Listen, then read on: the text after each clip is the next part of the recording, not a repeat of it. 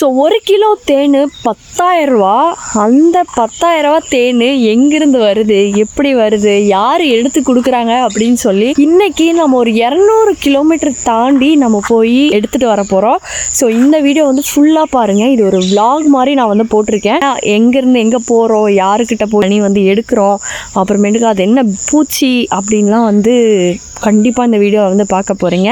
So வாங்க. ஒரு பூஜையை போட்டுட்டு கார் எடுத்துகிட்டு கிளம்பியாச்சு. ஜாலியாக வந்து போயிட்டுருந்தோம். ஜாலி இல்லை, ஜோலியாக தான் போயிட்டுருக்கோம்.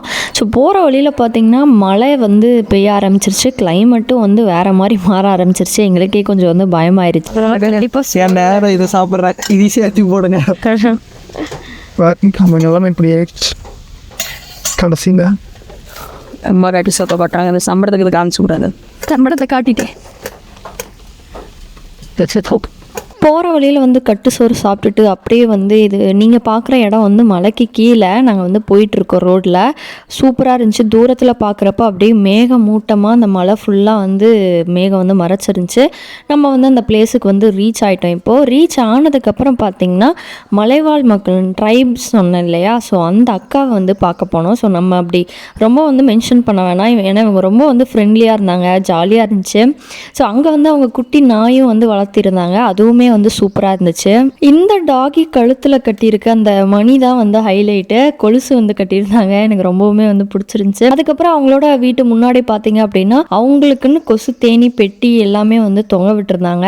இன்னொருத்தர் சார் வந்து என்னன்னா அப்போ வந்து பெட்டி எப்படி இருந்துச்சு அப்படின்னு சொல்லி அந்த கொசு தேனி பெட்டியை வந்து காட்டினாரு. இப்போ நிறைய பேர்த்துக்கு வந்து ஒரு கேள்வி இருக்கும், கொசு தேனி பெட்டினா என்ன வித்யா அப்படின்னு சொல்லிட்டு. அதாவது நம்மளோட இந்திய நாட்டில் தேனி பூச்சிகள் 4 வகை இருக்கு. ஒன்று வந்து அடுக்கு தேனி, கொம்பு தேனி, அப்புறம் வந்து கொசு தேனி, அதுக்கப்புறம் வந்து மலை தேனி, அப்புறம் வந்து இத்தாலிய தேனி அப்படின்னு சொல்லி இருக்கு. இதுல இந்த கொசு தேனி தான் வந்து ஏன் கொசு தேனின்னு சொல்றோம், ரொம்ப வந்து குட்டி குட்டி குட்டியா இருக்கும். அது வந்து கொட்டெல்லாம் கொட்டாது, பட் ஆனா மூக்குல வாயில அந்த மாதிரிலாம் பூந்துக்கும். இதோட தேன் தான் வந்து மெடிசனல் வேல்யூ ரொம்ப ரொம்ப அதிகம். ஏன்னு கேட்டிங்கன்னா குட்டி குட்டி பூலையும் இருந்து எடுத்துட்டு வரும். ஸோ அவ்வளோதாங்க. நைட்டு நம்ம ஒரு நாள் ஸ்டே பண்ணிட்டு நெக்ஸ்ட் டே வந்து அந்த அக்காங்க கூட வந்து மலை ஏறி நம்ம வந்து தேன் வேட்டைக்கு தான் கிளம்பிட்டோம்.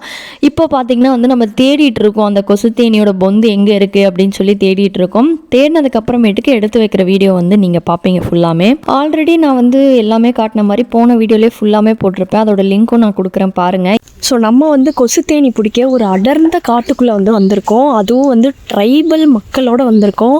ஸோ இது எனக்கு ஒரு செம்ம கிரேட் எக்ஸ்பீரியன்ஸு. ஏன்னா பார்த்திங்கன்னா ரொம்ப தூரம் நாங்கள் வந்து நடந்து வந்துட்டுருக்கோம். இது ஏன் இங்கே தான் இருக்குமா அப்படின்னு கேட்டிங்கன்னா, ஆமாம், இந்த மாதிரி அடர்ந்த காட்டில் ஒரு மரத்து பொந்தில் தான் வந்து இருக்கும். அதனால தான் வந்து இதோட தேனுக்கு வந்து மெடிசனல் வேல்யூ ரொம்ப ரொம்ப அதிகம். ஏன்னா வருஷத்துக்கே அது வெறும் 1/2 கிலோ தான் கிடைக்கும். அதுதான் வந்து ரொம்ப டிமாண்டு. நான் வந்து எடுத்து வச்சு அப்புறமேட்டுக்கு அந்த கொசு தேனியோட தேனை வந்து டேஸ்ட் பண்ண வீடியோலாம் வந்து ஃபுல்லாமே இருக்கும். அதை நீங்கள் வந்து பாருங்கள். இது நம்ம யோசிக்கலாம், இது என்ன ஒரு மரத்து பொந்துலேருந்து எடுத்தோமா வச்சோமா கிளம்பி வந்துடலாம் அப்படின்ட்டு. அதெல்லாம் அப்படிலாம் கிடையாது. சார் காதுக்குள்ளெல்லாம் புதுக்கது இல்லை சார், என்ன போக நான் இலையை பிச்சு வச்சுக்கிறேன். தேடணும், அது எவ்வளோ தூரத்தில் வேணாலும் இருக்கும். அவங்க சொல்கிறாங்க காட்டு பண்ணி வரும் அப்படின்றாங்க இடையில. அப்புறம் இந்த லெப்பர்ட் இருக்குல்ல அதெல்லாம் வரும் அப்படின்னு சொல்லி சொன்னாங்க. எங்களுக்கே காட்டுக்கு போகிறதுக்கு பயமாக தான் இருந்துச்சு. அதுவும் நான் போன டைம்லாம் வந்து மழை பெய்யுதா இல்லை வெயில் அடிக்குதான்ற தெரியாத கிளைமேட் மாதிரி தான் நாங்கள் போனோம். ஸோ இது என்ன இடம் அப்படின்னு சொல்லி நிறைய பேருக்கு ஒரு டவுட் வரும். ஆனால் அதை நான் சொல்ல போகிறதில்ல, ஏன்னா எனக்கு ஒரு சேஃப்டி வேணும். ஸோ அதனால தான் நம்ம மலையில் முந்தின நாளே போய் எல்லா தேன்பூச்சியும் பிடிச்சி பெட்டிக்குள்ளே வச்சு எல்லாமே செட் பண்ணிட்டோம். அது செட் ஆகிறதுக்கு ஒரு நாள் ஆகும். அதுக்கப்புறம் தான் நம்ம அந்த பெட்டி வந்து எடுத்துகிட்டு போக முடியும். அந்த மாதிரி இந்த அக்காங்க வந்து மாட்டி வச்சிருந்த பெட்டி, அப்புறம் மலையில் போய் எடுத்துகிட்டு வந்த பெட்டி அப்படின்னு சொல்லி ஒரு 10 பெட்டி வந்து நம்ம இவங்கள்ட்ட இருந்து நம்ம வாங்கிட்டு போகிறோம். கொசு தேனிலாம் வந்து அவ்வளோ ஈஸியாக எங்கேயும் நமக்கு வந்து பார்க்க முடியாது நம்ம பிளெயின்ஸில், அதாவது நம்ம இருக்க இடத்துல. இந்த மாதிரி எத்தனை மணிக்கு இங்கே திருப்பி வந்து எடுக்க வருவீங்க பாக்ஸு? நாளைக்கா? ஸோ இவங்க கூடயே நம்ம வந்து இன்றைக்கி இருந்துட்டு அதுக்கப்புறம் நாளைக்கு வந்து பாக்ஸ் வந்து எடுத்துகிட்டு போக போகிறோம். ஆக்சுவலி நம்ம சொல்லலாம் இது வந்து ஸ்டிங்லெஸ் பீ, கொட்டாது, ஈஸியாக வந்து பிடிச்சி வச்சுருவாங்க அப்படின்னு சொல்லலாம். ஆனால் அப்படி கிடையாது.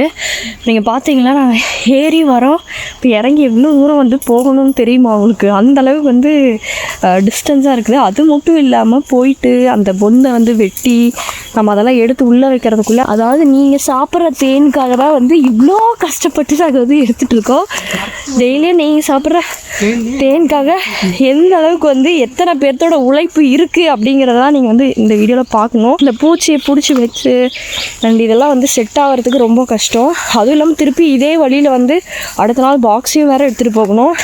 ஸோ சாதாரணம் கிடையாது. இந்த ஹனிக்கு, அதாவது ஸ்டிங்லெஸ் பீயோட ஹனி தான் எல்லா ஹனியும் கம்பேர் பண்ணுறப்போ ரொம்ப ரொம்ப மெடிசினல் வேல்யூ அதிகம். எதனால் வந்து இதை சொல்கிறாங்க அப்படின்னு பார்த்தீங்கன்னா, இந்த பீஸ் வந்து குட்டி குட்டி பூக்கள்லையும் போய் ஹனி கலெக்ஷன் பண்ணி எடுத்துகிட்டு வரும். ஸோ அதனால் இந்த குட்டி பூக்களில் மெடிசினல் வேல்யூ வந்து ரொம்ப அதிகம். ஸோ இதே வந்து பெரிய பூச்சி, இதே மலைத்தேன் இல்லை நார்மலான தேனி அதெல்லாம் பார்த்திங்கன்னா வந்து அந்தளவுக்கு சின்ன பூக்களில் உட்காந்து ஹனி கலெக்ஷன் பண்ண முடியாது. ஸோ இந்த பூச்சினால் மட்டும்தான் சின்ன பூக்களில் உட்காந்து பண்ண முடியும். ஸோ அதனால தான் இந்த ஹனி வந்து மெடிசினல் வேல்யூ ஜாஸ்தி. அதுவும் இல்லாமல் இது வந்து வருஷத்துக்கே ஒரு 1/2 கிலோவுக்கு மேலே 1 கிலோக்குள்ளே தான் வந்து கிடைக்கக்கூடிய ஹனி இது. ஸோ அதனால் இதுக்கு இவ்வளோ மெனக்கெட்டு நம்ம எடுக்கிறதுல வந்து தப்பே இல்லை. ஏன்னா அந்தளவுக்கு ரொம்ப ரொம்ப நல்லது இந்த ஹனி. மலை சைடு தான் வந்து ரொம்ப அதிகமாக இருக்கும். அதுவும் ஒரு குறிப்பிட்ட மரத்தில் மட்டும்தான் வந்து இந்த ஸ்டிங்லெஸ் பீ இருக்கும். அதனால தான் நம்ம ரொம்ப கஷ்டப்பட்டு ஸ்பெஷலாக வந்து இவங்கள்ட்ட வந்து நம்ம வாங்கியிருக்கோம். நான் இதை கொண்டு போய் நம்மளோட தோட்டத்தில் வந்து வைக்க போகிறேன். எதனாலன்னு கேட்டிங்கன்னா, மகரந்த சேர்க்கையாகும். அதுவும் இல்லாமல் நமக்கு தேன் சுத்தமாக நம்மளே வந்து எடுத்துக்கலாம். அப்புறம் சேலும் பண்ணலாம் மீதி இருந்துச்சுன்னா. முக்கியமாக அதுக்காக தான் இந்த பாக்ஸ் வந்து இவங்கள்ட்ட வாங்கிட்டு போகிறேன். அண்ட் இதோட தேனையும் வந்து நாங்கள் கேட்டு டேஸ்ட் பண்ணியிருந்தோம். உண்மை சொல்லணுன்னா அறுசுவை வந்து நெல்லிக்காயில் இருக்கும். அதுக்கப்புறம் வேறு எதுலேயும் நம்மளால் பார்க்க முடியாது. ஆனால் இதில் வந்து இந்த அறுசுவை அப்படிங்கிறதுமே இருந்துச்சு. கொஞ்சம் கசப்பா, இனிப்பா, புளிப்பா, எனக்கு ஏதோ வந்து நம்ம புளிச்சாம் சாப்பிட்ட மாதிரி தான் இருந்துச்சு. ஏன்னா தேன் வந்து எனக்கு ரொம்ப பிடிச்சிருந்துச்சு. அதுவும் நான் போன டைம் வேறு எனக்கு சளி, அந்த தேனை நான் சாப்பிட்டேன். நெக்ஸ்ட் டேவே எனக்கு வந்து க்யூர் ஆகிடுச்சு. அதனால் நான் எப்போவுமே வந்து கொசு தேனியே இனிமேல் கண்டினியூ பண்ணிக்கலாம் அப்படின்னு சொல்லி யோசிச்சுட்டு இருக்கேன்.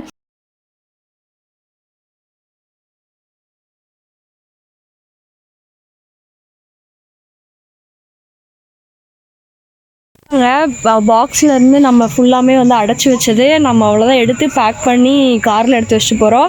ஸோ பகலில் எடுக்கலாமா அப்படின்னு கேட்டிங்கன்னா, இந்த பூச்சி வந்து பிரச்சனை இல்லை, நம்ம வந்து கொஞ்சம் பகல்லே எடுக்கலாம். பட் நம்ம வீட்டுக்கு போகிறதுக்குள்ளே எப்படியும் வந்து இருட்டாயிடும். ஸோ அதனால் அப்போ எடுத்து சேஃப்டியாக வச்சுக்கலாம். வச்சதுக்கப்புறம் அந்த ஓட்டை வந்து அவங்க கம் போட்டு அடைச்சி வச்சுருக்காங்க. ஸோ இதில் பாருங்கள், இந்த கம் தெரியுதா, முன்னாடி வந்து ஒரு 4 பீஸ் இருக்குது. ஸோ இந்த கம்மை மட்டும் நம்ம எடுத்து விட்டு இதே மாதிரி நம்ம மரத்தில் கட்டியிருக்காங்க பாருங்கள். ஸோ இந்த மாதிரி கட்டி வச்சிடலாம், இல்லை ஸ்டாண்ட்லேயும் வந்து வச்சிடலாம். இவங்க கூட நம்ம தங்கி இருந்து ஒரு நாள் பயணத்தை வந்து நம்ம வெற்றிகரமாக கம்ப்ளீட் பண்ணியாச்சு. நம்ம அவ்வளோதான் கிளம்பியாச்சு. இதுக்கு மேலே போயிட்டு நம்ம பெட்டி வந்து தோட்டத்தில் எடுத்து வைக்கிறது இந்த மாதிரி தான். நான் அடுத்தடுத்த வீடியோ வந்து கொசு தேனி என்ன பண்ணுது, எப்படி அதை மெயின்டைன் பண்ணலாம் அப்படின்லாம் சொல்லி நான் போட்டு விட்றேன். நீங்கள் அந்த வீடியோலாம் தயவு செஞ்சு பாருங்கள். அண்டு என்னோடய சேனலுக்கும் வந்து சப்போர்ட் பண்ணுங்கள். ஏன்னா நான் 1 வருஷமாக வந்து இந்த தேனி வளர்ப்பு தொழில் தான் வந்து பண்ணிகிட்ருக்கேன். இதில் எனக்கு ரொம்ப பேஷன் அதிகம். இருக்குமா புளிப்பாக இருக்குது. ஏன் தேன் புளிப்பாக தான் இருக்கும்.